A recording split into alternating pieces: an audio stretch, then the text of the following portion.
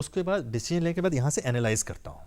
You know, your life is very inspirational, but I'm sure viewers would love to know what's the best piece of advice that Sumant Batra has got and who gave it? मुझे आपको सच बताऊं तो मेरे दो तीन ही ऐसे लोग हैं जिनके बारे में मैं जो है जिनकी कई बातें मेरे को इम्पैक्ट कर जाती थी।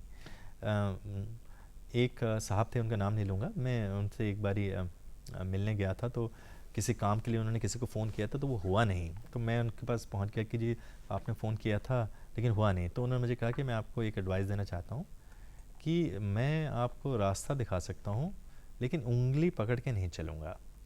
तो वो मेरे को आज तक भूलता नहीं है कि कि आपको अपना रास्ता जो है खुद ही बनाना पड़ता है, आप दूसरे के कंधे पे लेके नहीं चलते। तो उससे मुझे जो सबसे बड़ी इंस्पिरेशन मिली कि टू बी सेल्फ मेड। आप अगर किसी की उंगली पकड़ के चलेंगे तो जिस दिन उसने उंगली छोड़ दी आप वहीं रह जाएंगे।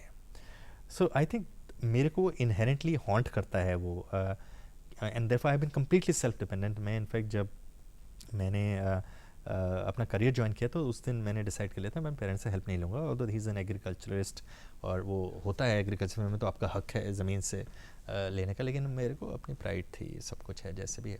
और दूसरी चीज़ आई थिंक मैंने दूरदर्शन पे ही कभी एक शो देखा था जिसमें मुझे अब याद नहीं है एग्जैक्टली कि किसने एक एक्सप्रेशन यूज़ किया था, तो फिल्म पर्सनैलिटी थी, किसी का कोट उन्होंने यूज़ किया था कि happiness is like a butterfly, if you chase it it will elude you, if you turn your back to it it will come and sit on your shoulder. So एक ये भी था कि एक आप अपना काम करिए लेकिन उसमें आप अपनी खुशी ढूंढने की कोशिश मत करिए, बिकॉज वहाँ आपको डिसअपॉइंटमेंट आप शैटर हो जाएंगे। आप अपनी धुन में काम करिए, खुशी आपको अपने आप आपका पीछा करेगी।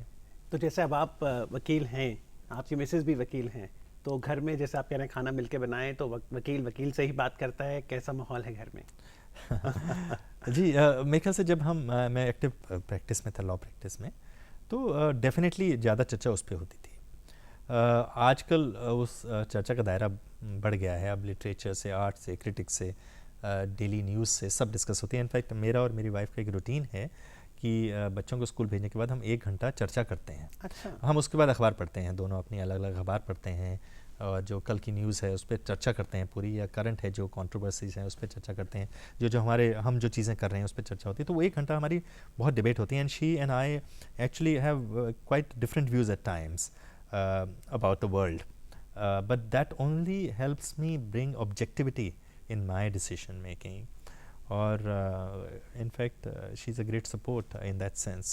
And to recreate relationships among couples, you're saying that's a nice innovative idea, that engage and have discussion. yes, I mean, and I think हमारी जो है पुराने वक्त में वाइफ और हस्बैंड की चर्चा ज़्यादा फैमिली इश्यूज़ पे हुआ करती थी और बहुत कम भी मिलता था वक्त, क्योंकि आप इकट्ठे बैठ नहीं पाते थे और ज़्यादातर जॉइंट फैमिलीज़ होती थी तो वैसे ही कम मौका मिलता था। बट आई थिंक कि ये चर्चाएं होनी बहुत ज़रूरी हैं, और ये इसलिए नहीं कि वो चर्चा है या वाइफ है या हस्बैंड है, बट आई थिंक कि एक इंडिविजुअल पॉइंट ऑफ व्यू की रिकग्निशन भी आती है। आप उसको एक पार्टनर की तरह देखते हैं, आप सिर्फ उसको एक वाइफ की तरह नहीं देखते हैं, आप उसके इंडिविजुअल व्यूज़ को रिस्पेक्ट करते हैं। और लाइक वो भी तो कई बार she does not support my views at all, और but she supports my decision, but she may not agree with the approach और reasoning. So when you authored your book, The Indians, and expressed the aspects about their life, what was the essence of that book? वो किताब भी in fact मेरा आप कह सकते हैं कि पहला स्टेप था डॉक्यूमेंटेशन की तरफ। वो जो किताब है उसका सबटाइटल है interesting aspects extraordinary facets, main title है द इंडियंस। मुझे जब मैं दिल्ली में डेवलपमेंट देखता हूँ अपने आसपास, हम देख रहे हैं कि कैसे अब हम कम्युनिटी लाइफ में जीते हैं, गेटेड कम्युनिटीज़ में जीते हैं, तो ना वहाँ धोबी है ना वहाँ अखबार वाला भी नज़र आता है। अब तो सब कुछ चेंज होता जा रहा है। हमारा वक्त जो हमने देखा था उसमें एक जो पेड़ के नीचे प्रेस वाला बैठता था वो आपका एक सोशल फैब्रिक का हिस्सा होता था। उसका सिर्फ काम आपके कपड़े प्रेस करना नहीं होता था, आप उसके पास घर की चाबी भी छोड़ के जाते थे। ठीक है, आपको वो आकर के बताता भी था जब वो कपड़े लेने या देने आए कि उनके यहाँ फलां के यहाँ बीमार हैं तो आप पूछाएंगे जा करके उनके यहाँ उनकी मंगनी हो गई लड़की की, या कोई निधन हो गया, या वो बाहर गए हैं, वो रखवाली भी करते थे, मैसेंजर भी होते थे, आपके दुख सुख का हिस्सा भी करते थे, और he was a part of the community. आज वो सब है ही नहीं। मेरे बच्चों को तो पता ही नहीं है, ठीक है जी, क्योंकि घर में कपड़े प्रेस होते हैं या अब तो ड्राई क्लीनिंग होती हैं। मैं अपनी आने वाली पीढ़ी के लिए एक 25 चैप्टर का मैंने किताब तैयार करी कि जो आस्पेक्ट्स हमारी वे ऑफ लाइफ के जो अब धीरे धीरे फेड हो रहे हैं, बड़े शहरों से छोटे शहरों तक सीमित हो रहे हैं, और उसके बाद वहाँ से भी चले जाएंगे, चाहे वो धोबी है, चाहे वो फेरी लगाने वाला है, जो कुली है। अब आपने रिसेंटली पढ़ा कि अब कुलीज़ की भी ड्रेस चेंज हो रही है, सब कुछ, और उनका नाम भी अब सहायक कर दिया गया है, विच इज़ ओके।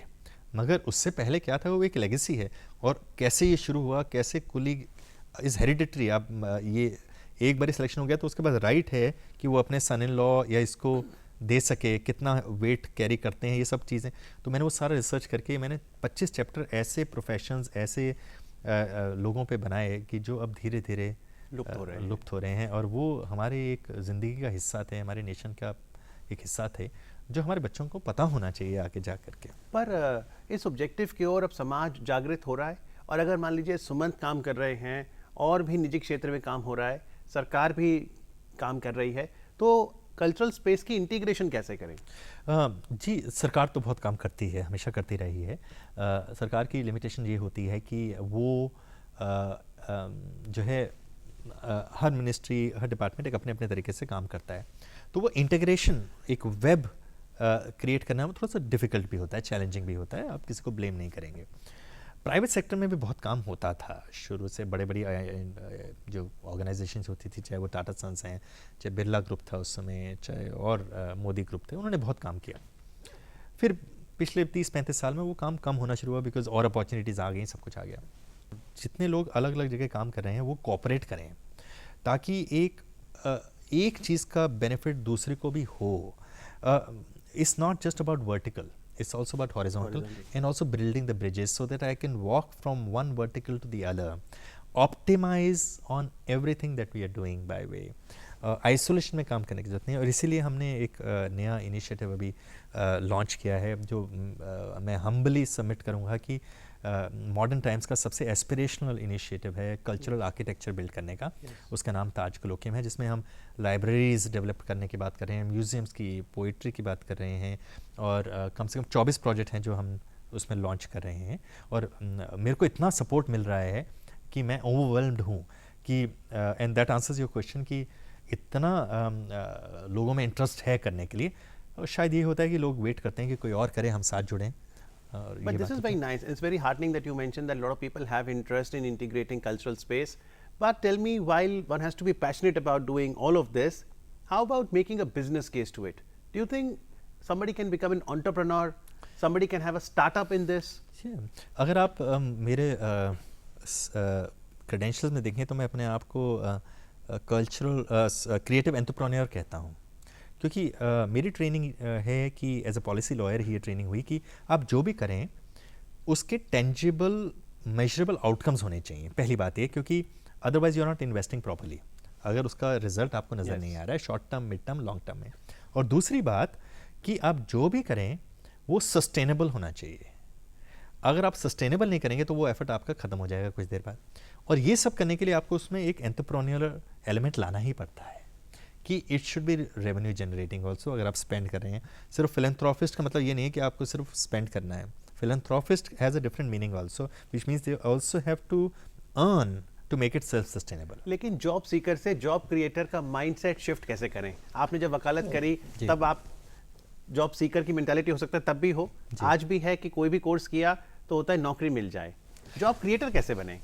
जी, ऐसा है कि उसके लिए ही मैं फंडामेंटल पॉइंट पे जाऊंगा कि इनोवेशन की बात करते हैं ना आप। सो इनोवेशन जो है वो सिर्फ इकोनॉमी में नहीं होनी चाहिए जॉब क्रिएशन की।